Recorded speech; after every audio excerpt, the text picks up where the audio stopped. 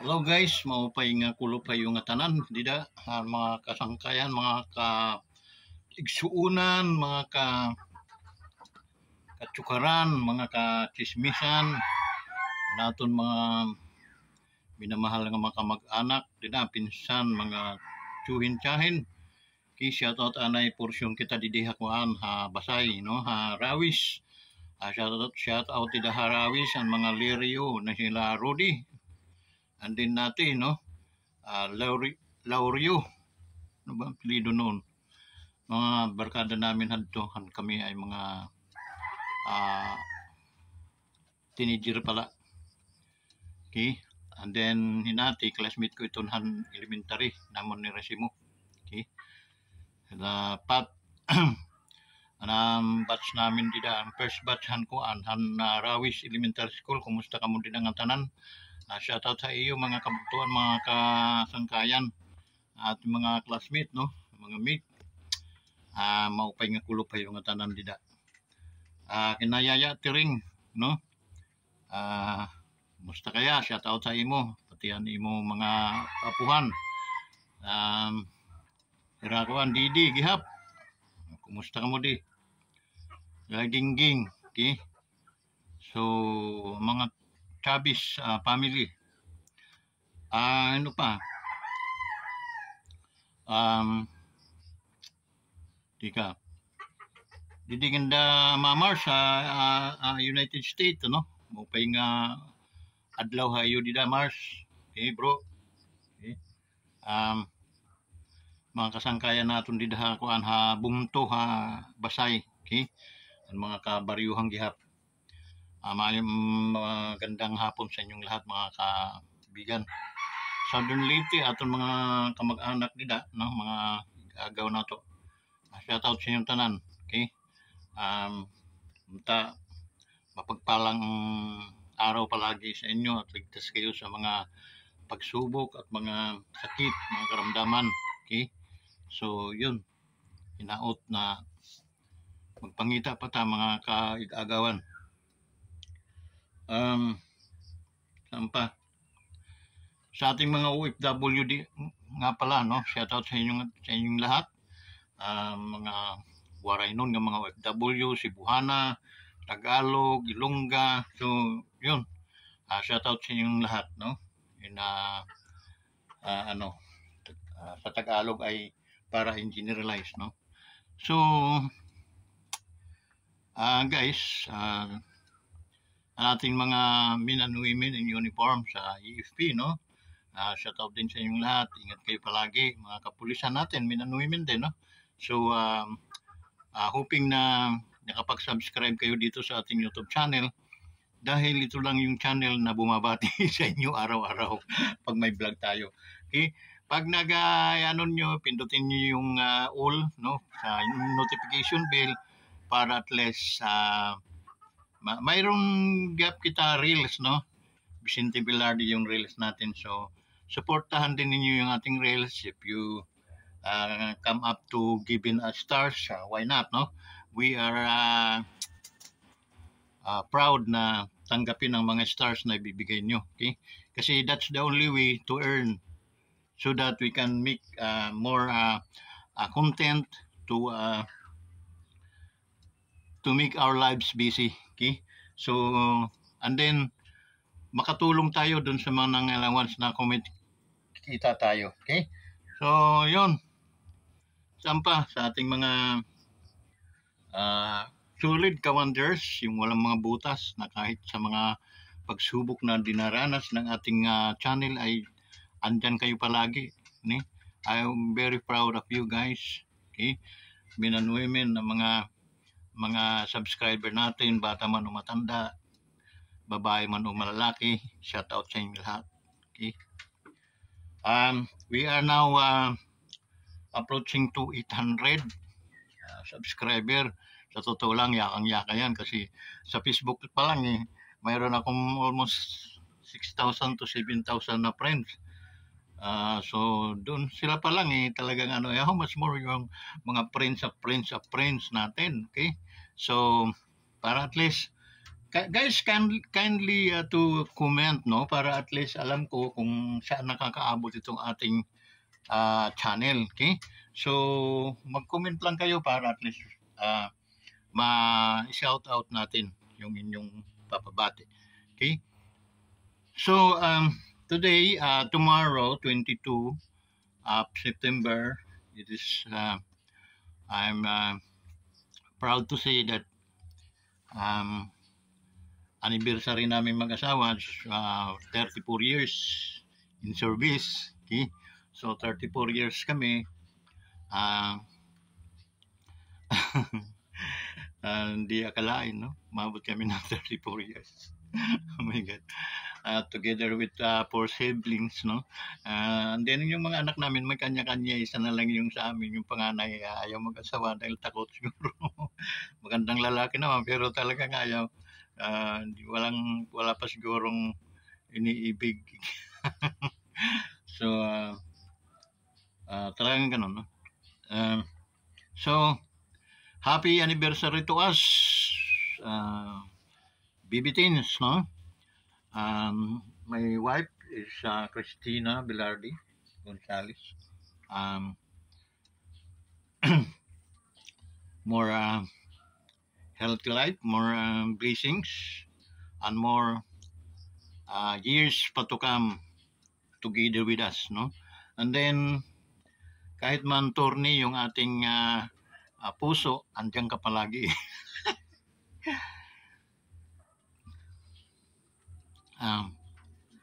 We have a very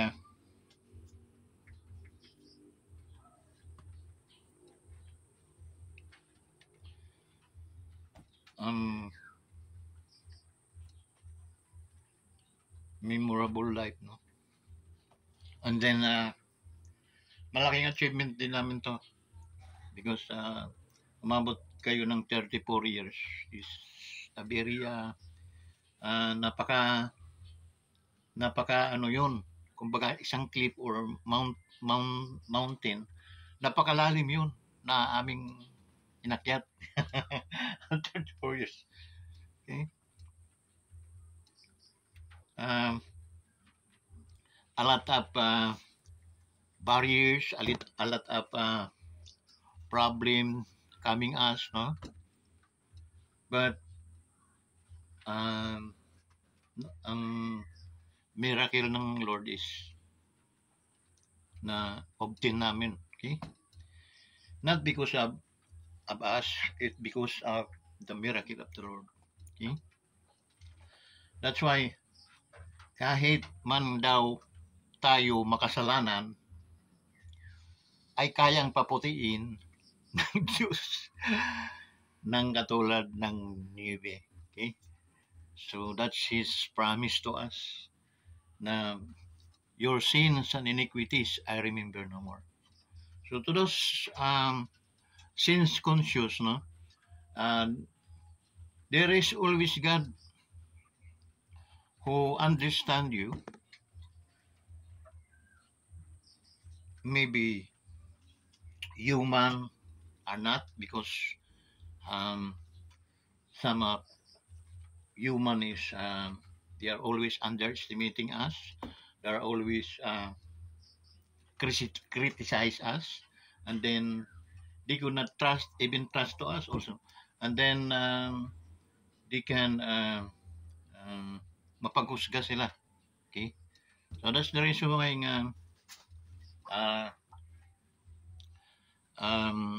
ang Diyos nagpiperform ng miracles in the midst of the storm. Napakahirap man magpuri, no, magpasalamat sa Diyos na nalangin ka ng na nasa katulan ka pa rin, okay? Still raining, no, nag-uulan pa rin. Pakiramdam mo halos malunod ka na sa but ito yung pinakamatindi, praise God, that He don't want His children, His sons suffer a lot. Okay? He make ways, hanap siya ng daan. God will make a way to us. Not for only for me and my wife, but for anybody uh, who wanted also to encounter the uh, touch of God and the miracle of God. It's time to turn back to your sin and then move forward to the Lord Jesus. He's waiting for you. So that's it. Uh, na na-amaze lang ako guys kasi nga imagine napakalalim itong 34 years. Napakalalim nun guys. Napakalalim. Okay? Na sinisid naming mag-asawa. Okay? Sa dami ng mga humaharang. mga ano ba? Mga sakit. Tumarang din ng mga sakit sa amin. My wife is a matter of twice ng na-operahan yun, no? Ako isa. Okay? I know they cannot make us die, no? that sickness, because God promised that we are healed by His stripe, but by His stripe, all sickness and disease are healed. Okay? More than 2,000 years ago na. Okay? That's the reason why be strong in the Lord. Okay? Have faith that God loves you so much, and your faith can change the everything, and can move mountain. Okay, so there's nothing wala namang sama doon once na you trust to the Lord. What I mean, putting full trust unto the Lord than to man. You rather trust in the Lord than you trust unto man. Because ang tao, nafe-failure yun, but God never failed us. Okay? Hallelujah. So, thank you for another episode of our lives, no? Of our journey. Thank you for understanding. Even sometimes we feel difficulties, and then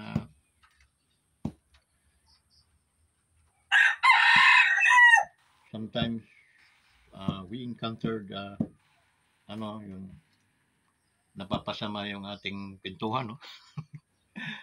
But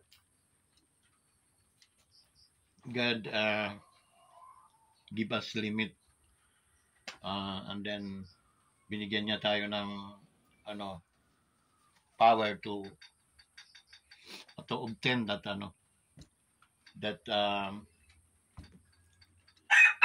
tawag mo mga ganap bagay.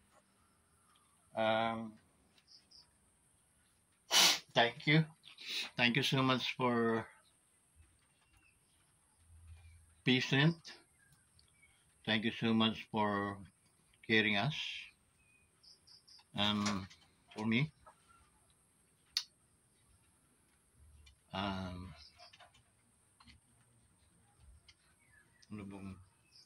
ano bang kanta ni Michael Johnson? I always love you. Until the last breath of my life, no? I will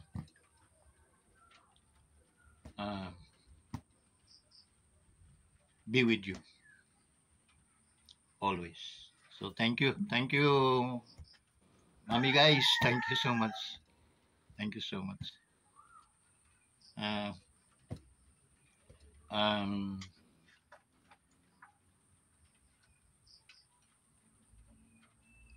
Yan lang until next episode of our lives. Okay? So, once again, uh, special moment to kaya supposed to be bukas pa no, but Sunday bukas. So, uh, what a wonderful day. No? uh, yun, no? And then, sana bigyan pa ikaw ng additional healthy life and ano pa, full of blessings. Okay? Take care always. And then, because I'll take also care always for you. So, thank you, Mamina. And then, to blessed din ako. Kaanak kami ng ganyan. Pero, apat na puro guys lang, puro lalaki, no? And they have their own, family. So, ang hirap pala na inano ko sa kanila kasi kami hindi naman naranasan magka-pamilya kami, and then may mga taong nag-care din sa amin na mga relatives namin, wala. Those mga person na nagbibigay ng mga material things, mga material na mga bagay to support us. So we appreciate, no? Ina-appreciate natin 'yon. Okay? Yung mga taong 'yon. Okay, wala na sila. Yung iba, my sister is died na, no? Is gone. So, she lived and back to the Lord. Also my mother, my father. Pero back to the Lord. But wala akong hinanakit. No? So, yun. Ganyan lang. Pagputulong nyo muna itong aming episode. So, thank you so much. God bless. Okay? So, guys, alam nyo, may ano lang tayo, no? Magdadagdag lang tayo ng magandang message doon sa mga parents, then doon sa mga taong na liligaw ng landas tungkol sa parents, yung ang parents kasi, wag po ninyong isipin na ang magulang ninyo ay isa lang. Marami ang magulang, guys. Isa ka na doon. Okay? Kung ikaw ay gumagapa ngayong sanggol, darating ang panahon, magiging parents ka rin. So, there's nothing special for me, no? Sa akin lang 'yon. Kasi once na arugain ninyo mabuti inyong mga anak para at least pagdating ng panahon, they can maiisip din nila yung pag-aruga ng inyong mga magulang. Huwag niyo silang saktan dahil pag hindi kayo sa kanila, yung totoong pagmamahal na naipakita nyo sa inyong mga anak, okay? Mahirap. Dumarating ang panahon na gumaganti ang panahon, okay? Gumaganti, okay? Kasi once na inisip niyo na inyong mga anak ay gagawin yung panghanap buhay, gagawin yung negosyo, doon kayo magkakamali dahil ang karma hindi po pupunta sa mga anak ninyo. Ang karma pupunta po sa inyo mismo. Okay? Ano lang tayo? Real talk, no? So, hindi lang naman natin yung nangyari kina Yulo family, no? Ay ating kawawang gold medalist na minsan nakikita ko sa Facebook, nakikita ko yung mga comment. Masyadong tinatarantado nila yung tao, okay? Na nagbigay ng wala pong doon yung pagiging anak niya doon sa achievement niya, okay? Magkaibang yun eh. Pero pilit po ninyong dinidikit, no? Dinidikit. Tapos, ang bagsak ng pagsisisi, nandoon kay Carlos. Hindi po ganon. Okay? Si Carlos ay katulad din nating dumaan bilang bata, isang musmus, okay? Nangarap, andin ang nangarap, yun. Ang tanong, sa umpisa sinusuporta, natural. Kahit ako kahit mangyari sa akin yun, susuporta ako sa anak. Pero, oras na hindi ko makuha yung aking gusto sa aking anak, mamumuhi ako.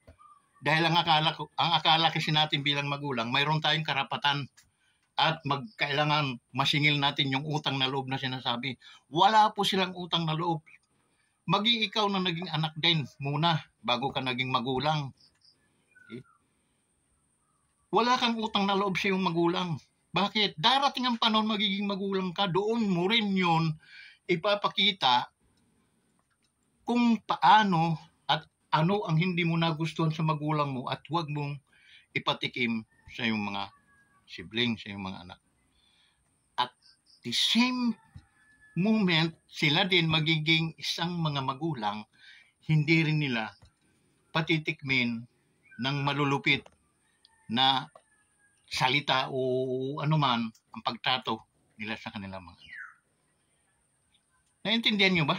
Hindi yung basta na lang kayo sisipol, basta na lang kayo sisipot sa social media para mag-comment. Ang lulupit pa ng mga comment nyo, puro tunglo, kumbaga sa amin, sumpa, no? Hindi dapat ganon Dahil problema nila yan sa kanilang pamilya na dapat nilang inayos, hindi sinalaula nila Yung mga magulang, didiretsuhin ko na, sila ang nagsalaula dahil sila yung nagdala sa social media. Okay? Ang daming mga tarantadong sumasakay. Okay? Si Chloe daw ay kaaway ng mga magulang sa Pilipinas. Tingnan mo yan. Kagaguhan yan. Meron akong mga kamag-anak, meron akong asawa. Hindi naman galit din kay Chloe. Bakit hindi sinasabing kaaway si Chloe? Hindi na kayo nahiya. Okay? Wala tayong karapatan doon sa kanila dahil nagmamahalan yung dalawa. Ano man mangyari sa kanila, pero hindi ako mananalangin na sana sila ay magkahiwalay, sila ay mag-away, bagkus magbutihin nila ang kanilang pamilya. Dahil magkakaanak din sila ay magiging magulang. At tiyak, mayroon na silang experience na hindi nila gagawin yung ginawa ng mga magulang ni Carlos o magulang ni Chloe para doon sa kanilang mga anak. It never happened. Bakit? Mayroon na silang batayan. Yun guys, ang doon, pinakamadaling Huwag po tayong manakit ng Kaya ako naman nagko-comment doon sa mga nananakit. Sinasaktan ko rin. Bakit? Kasi sumpa ngayon huwag kayong manumpa ng tao na yun daw ay kakarmahin. Hindi na daw mananalo. Tingnan ka. Sa laula ang mga utak nitong mga sumasawsaw sa social media. Hindi sa ganung paraan kayo ay sasawsaw. So problema ninyo, ayusin nawa ninyo. Sana kayo ay magkabati. Sana kayo ay ulit bilang isang pamilya. Okay? Ganon. Sana hipuin kayo ng Panginoon, ang inyong mga puso, sa lahat ninyo upang that's a big miracle na sila lahat ay nagkaunawaan. Hindi ka naman nanalo. Mamatay ka na sana. Diba? Ang pangit. Kung bumalik kayo yan sa inyo, di titigil ka na sa pagsisira ng mga ganyan. Hindi ganyan, guys. Kasi, kaya lumakas ang loob ng mga magulang ni Carlos dahil nga nakakabasa din yan sila ng ganun. Walang hiya niyang girlfriend. Kilala nila ba yan? Yung ba napasama na sa kanila? Iba hindi. Pero dahil nagbunga nga ka na ng hindi maganda, so ang makakabasa noon, maniniwala din. Okay? Maliban sa amin, na mga matatalinong tao, hindi kami maniniwala sa ganun. And then, sila. At ang sinisisi ko dyan yung ama. Kaya nga sabi ko, tanggalin mo na Brad yung palda mo. Alam mo bakit? Direktahang salita. Siya dapat kasi ang nag-aayos niyan. Namamagitan siya, hindi siya kakampi kanino man. Dahil alam naman niyang ama siya. Hindi mo kakampi kahit asawa ko yan, sampigain ko pa yun. Totoo lang. Bakit? Kung nagkakamali ang asawa mo, itama mo. Humingi ng tawad si Kalay dahil sinabihan niyang magnanakaw ang kanyang ina. Mayroon siguro portion na nadulas yung bata, pero nanay mo naman yun, no? Bakit mo masasaktan? Kasi ikaw naman ang nag-una-una, kumbaga sa ano, sinumpa-sumpa mo yung anak mo, na hindi na ikaw anak namin, di ba? Aba, kung ako naman si Kalay, subit! Ang hindi man niyo ako maging anak na, sino magugutom sa atin? Mga tarantado pala ito. Di ba? Ganun, pero hindi ganun si Kaloy. Nananahimik yung ating bida, yung ating gold medalist. Pilit niyong tinatapunan ng dungis. Siya rin tong Milo. Okay? Dahil, meron ba kayong mga batayan na ganyan ang inyong alituntunin? Okay? At kung wala sa inyong batayan, tingnan mo Carlos ang inyong kontrata kung hanggang kailan. Kung naka-ano ka pa sa kontrata, demanda mo yung Milo na yan, kakapira ka pa, punta ka sa Ovaltine. Dahil sinira ng Milo din yung iyong pagkatao na anuhan ka na nila, tawag noon. Kasi gold medalist, pinalitan ng kanso, yun ang naging dahil nga nagbigay sa magulang. Kalukuhan yun, Milo. Hindi ang batayan nyo, nagbigay ka sa magulang. Kaya ako na gold medalist, hindi mo na i-appreciate. Ano ka? Nangiiwan ka sa ere. Gusto mo magkapanis-panis yung Milo mo?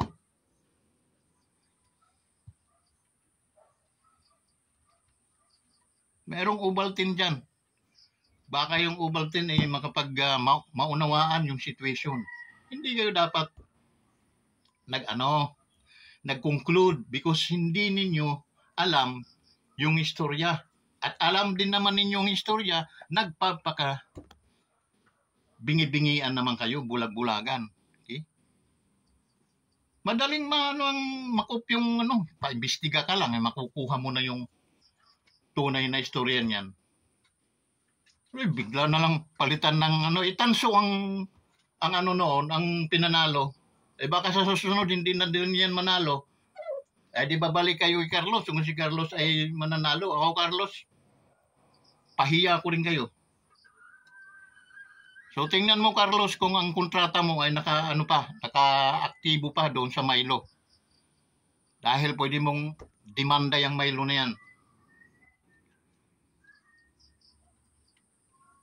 Kasi hindi po naman tama yan, no? Na ang i-conclude mong salbahe itong bata, salbahe itong tao na dati kong taga-endorser, hindi nagbigay sa magulang. Salbahe na? Ganon ang batayan nyo sa salbahe? Bullshit ka, Milo.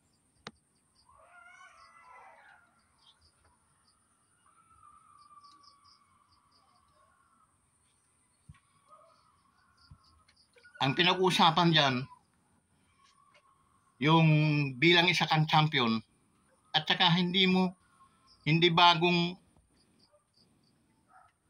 yan si Kaloy sa inyo. Okay? Hindi pa siya nagcha-champion, hindi pa siya nagiging gold medalist, endorser na siya ng Milo. And in that time na siya ay dalawang ginto, okay? Dahil hindi nagbigay sa magulang, dahil inaway yung magulang, kapalitan nyo doon nanalo sa tanso. Oh my God. Siguraduhin mong Milo na wala ng kontrata yan, no? Tapos ng kontrata. Kasi magkakaproblema ka. Kung yun si Kaloy, nakakontrata pa rin hanggang malay mo, Baka next week pa ang paso ng ano niya, yari kayo.